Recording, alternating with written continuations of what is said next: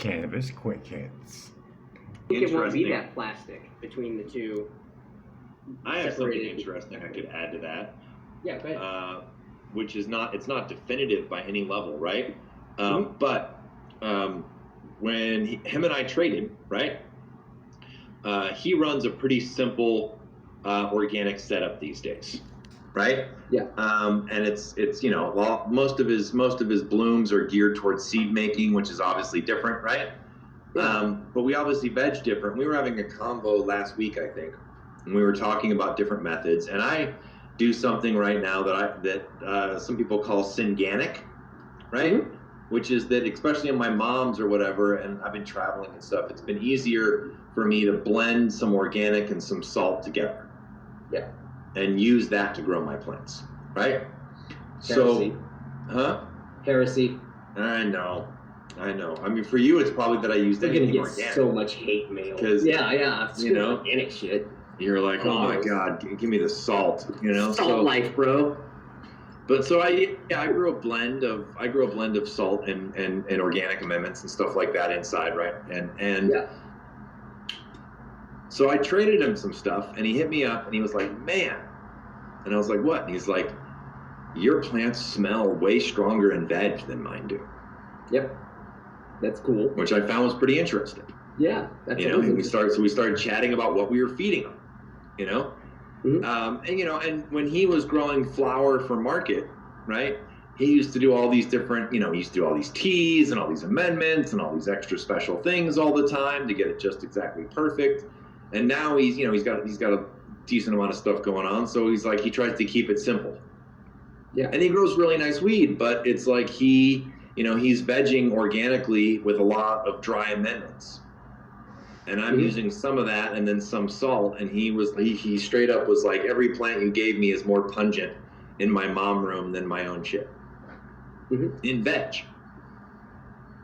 Which I thought was kind of an interesting observation. Yeah. I don't know what that's gonna lead to or anything else. But it was it was interesting that he already had that kind of feedback on it without even blooming it. He was like, your plants smelled stronger, in veg. I noticed it when I brush them, and when I touch them, and when I work with them, and then I go and I work on the same strain that's mine, and it's more muted. Whatever that means. Isn't that interesting? So we haven't, the side-by-side bloom.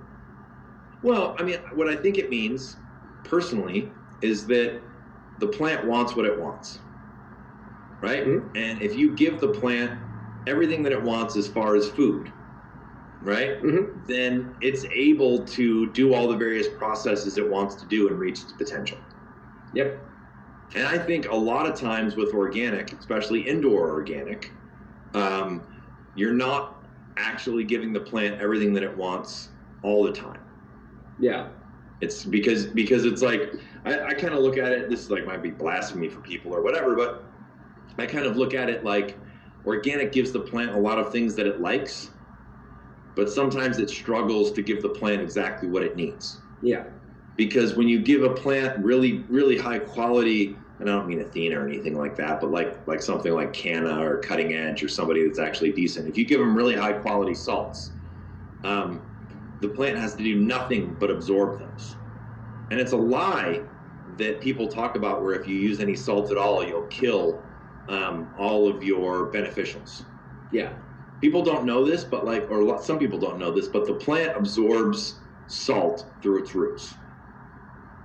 That's what it absorbs. And you can't tell the difference between a salt from like Cutting Edge or Canna and a salt that's organically derived.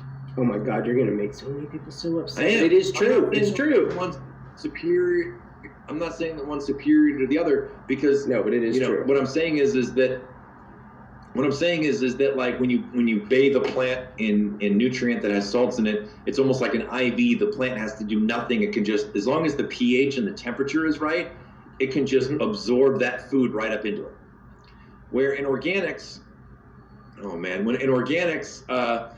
those same salts and those same things are bound up in like more complicated chains that have to be broken down by microbes and bacteria and stuff to release the salts.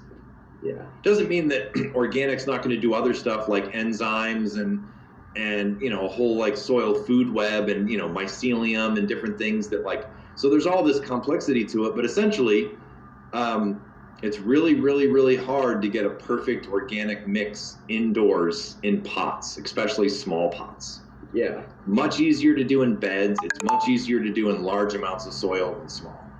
So when you have a bunch of moms, you know, like CSI does, a lot of times you're growing them in anywhere from 4-inch to 2-gallon pots. Yeah. I've found in smaller pots, it's easier to be synganic and have a bunch of organic, and then still feed a light ppm or EC, whatever you choose to use, salt base. Yeah. And then that just kind of gives, and to me, the goal of an old mom, especially some of these things are 25, 30 years old, is like keeping them as healthy as possible. Yeah, these are things that are annuals that should be dying. Yeah, well, you know, as Matt will tell you, like once you get a plant unhealthy, sometimes it can be a real struggle to get it back to being fully healthy. Sometimes there's some cuts I've never seen go back to what they were, no matter how healthy you try to get them. You know. Now, you know what happens too is that when it is true that salts will kill some organics, but that's mostly at like high ECs and stuff like that. If you're feeding really low or moderate, it's not going to really kill your beneficial bacteria or do anything like that, because the organic is producing salts too. And a lot of times when people go into the store and they buy bottles of organic nutrient, like let's say you're going to buy some kind of blend, the reason why that shit costs money. The reason why that shit costs money is because they already brewed it and made some of those big like organic chains break down, and some of those organically derived salts are in the mix waiting to be used already. Yeah. It's not like you just have to like, you know, dust bone meal or blood meal or something like that and like wait for them to break it down. Yeah. Most organic liquid amendments are just people breaking it down for you ahead of time so that it's easier and more readily available. Yep, and easier to apply.